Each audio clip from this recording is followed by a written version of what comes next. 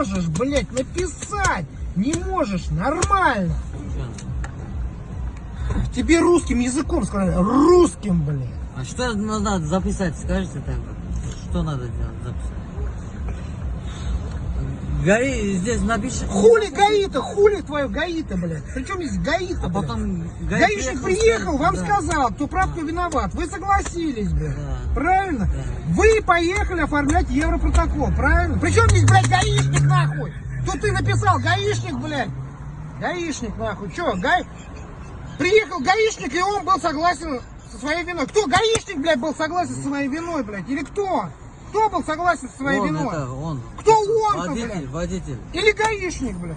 Рядом гаишника записал. Че рядом гаишник? Нахуй тебе гаишник, блядь? Вы согласились оформлять европротокол, блядь. Пишешь вот здесь, блядь. Он писал свои, не признаю. Сука, блядь, нахуй, блядь. Не надо так.